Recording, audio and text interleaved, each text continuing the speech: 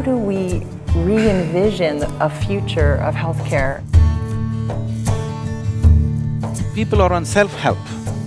That is, they manufacture their own diseases. I would like to see a day when doctors, before they touch another patient, first fix themselves internally. We evolved a simple device called jivarism. You will see miraculous things happening to people. There are specific scientific ways of doing that. 60–70% of them will just come out of their problems, just being in touch with this. I do want to say a disclaimer. One of my friends said to me once, you know how, like, it's never a disease? It's not even recognized as a disease until the white male gets it. So what I want to say about many of what we're talking about in terms of a more holistic approach to healthcare is the foundation of many health professions in this country. Nursing, many health professions are based in those beliefs, but it's not the dominant paradigm. So the dominant medical paradigm is we have a disease that we have to fight. And it's revealed in the language that we use, you know, antibiotics, antipsychotics, anti. The concept that disease sits over there and the job of medicine is to fight that battle and win. So this whole concept and this approach to modern medicine has come because you need to understand when they thought of medicine, when they thought of developing some kind of medicine and a system of medical treatment, their problem was only with infectious diseases and contagious diseases. How to treat the plague, how to treat the smallpox, how to treat this. Nobody ever thought of a diabetes or a hypertension or a cardiac problem. They never even considered those things. That did not exist in their radar. In their radar, only infectious diseases did exist. That has to be handled on a war footing, no question about that, because it is a war. An infection means it's an invasion from another organism upon our own system, and you have to use chemical weapons. You can't shoot them. So, this whole medical system evolved from the need to handle infectious diseases, contagious diseases which were taking a huge toll on populations in those times.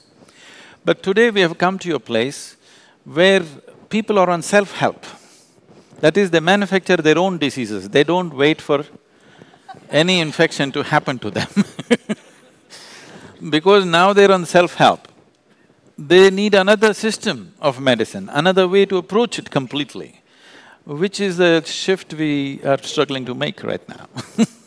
Well, and if I may, I looked at Dr. Schneiderman because Ralph does a wonderful job of giving kind of the scientific history of the medical paradigm, and as you were saying, I won't do this nearly as well as you will, Dr. Schneiderman, but that, you know, in the late 1800s, germ theory, right? So our find it, fix it approach of the medical Mainly paradigm, infectious diseases, that was their concern. and I'm making gross generalizations, but the dominant medical model is still designed, our core competency is still designed on the find it, fix it approach, which is clearly failing. In Western medicine, we're taught to diagnose and treat the diseases of the body, the diseases of the mind.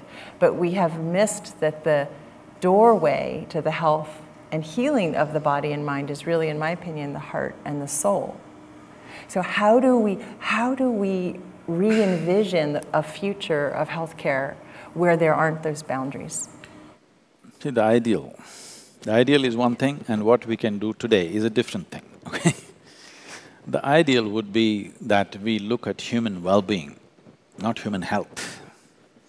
If you consider human well-being as a composite subject and an approach, then you would consider what makes a human being complete and approach all of them together. That is the best way to do it. But today what can we do, if that's a question?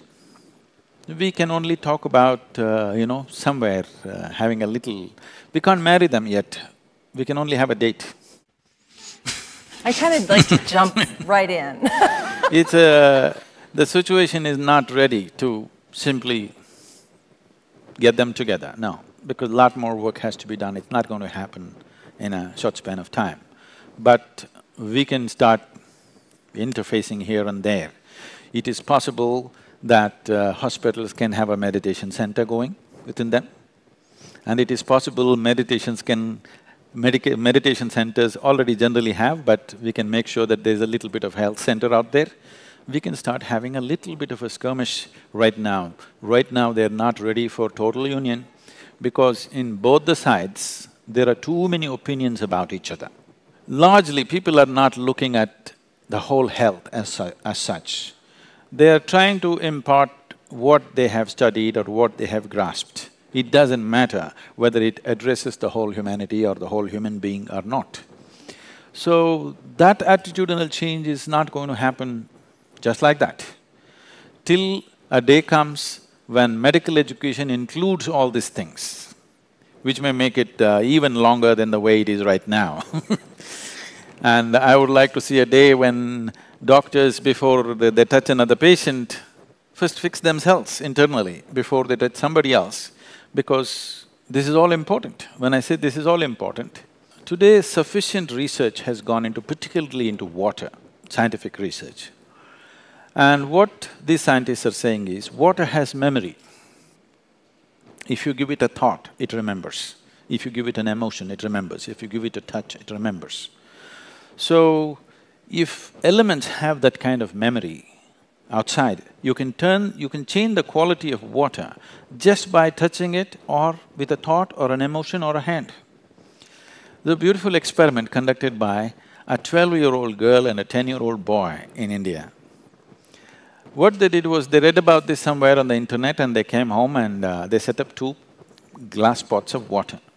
One room, same water in 2 glass pots. One room they go and express very loving emotions, they touch it, they kiss it, they hug it every day for 10 minutes. Another room they go and abuse it and express all kinds of negativity.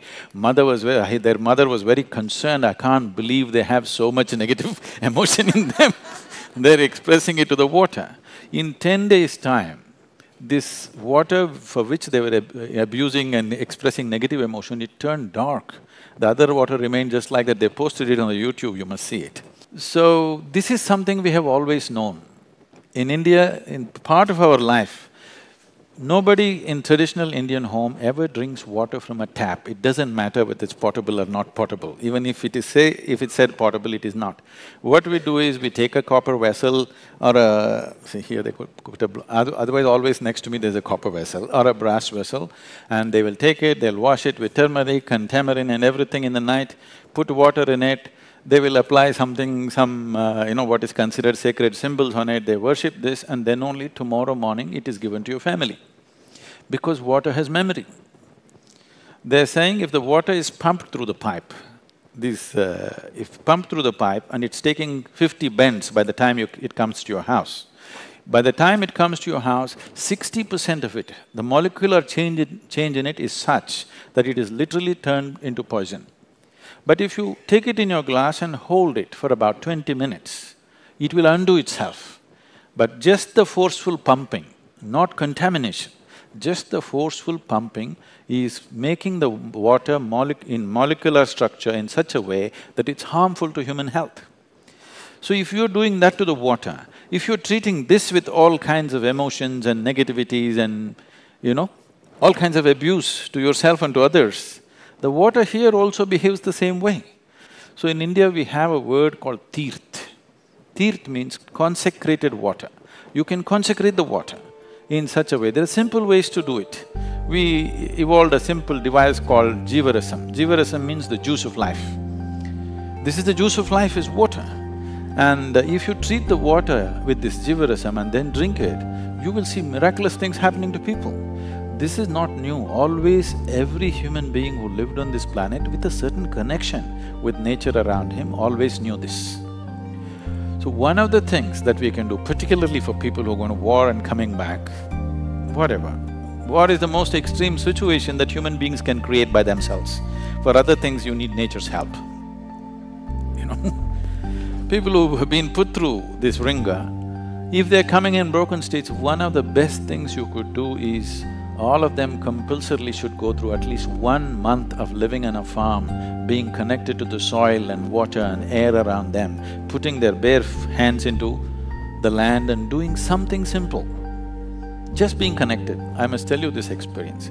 We had a yogic hospital in our yoga center in India. We called it yogic hospital.